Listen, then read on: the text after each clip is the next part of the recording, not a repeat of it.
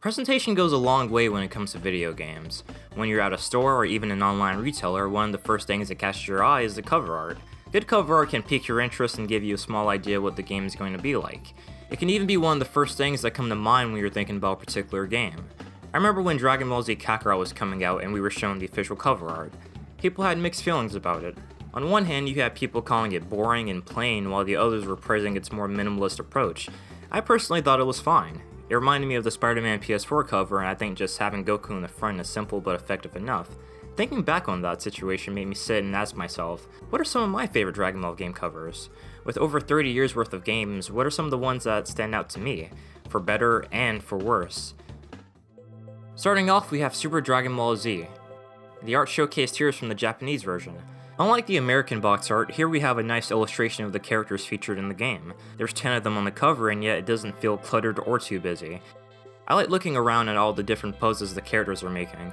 We have Goku confidently smirking at the camera, while the others are doing various fighting stances and moves on the side. The white outline on the characters really helps them stand out from the dark orange background. It all just looks great, and I think what really ties the art together is the logo centered at the bottom. Overall, it's a pretty solid cover. Next, we have the Budokai HD Collection box art. Yeah, this is awful. The composition is just so boring. The two Goku renders here are meant to represent Budokai 1 and 3 respectively, but I feel like it would have been more effective if a unique artwork was designed for this. The HD collection was meant to commemorate the 10th anniversary of the Budokai series, but nothing about this seems special in the slightest. It's almost like they waited until a day before the game was meant to ship to make this. It's a half-assed cover for what was a half-assed collection. You ever just look at an image and said, damn, this is just raw? Well, that's how I feel about the Tenkaichi 2 cover. This is one of the most iconic Dragon Ball game covers out there, where Tenkaichi 1 just has Goku with his titties out. Here we have Super Saiyan Trunks posted up with his sword. In the reflection of the sword, we see Goku in 3 different parts of his life. That's a really cool touch considering this game covers a little bit of Dragon Ball, all of Z, and GT. You can have a single character being the sole focus of a cover as long as it's visually interesting enough, and I think this does a good job in doing so. Budokai 3 does something similar in a way, but I prefer how it's done here. Speaking of Budokai 3, this cover art is dog shit. Wait, no, not that one, this one. This was the cover art for the Greatest Hits variation of the game released a year after the original.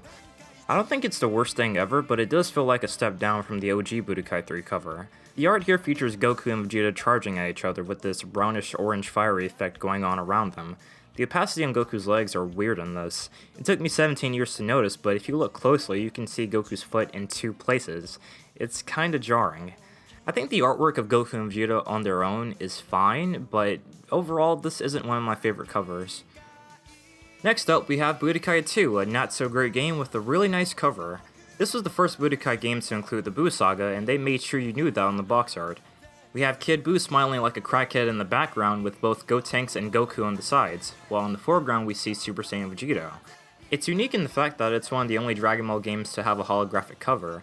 I'm not sure how well it picks up on camera, but the shine it gives off really makes it feel premium.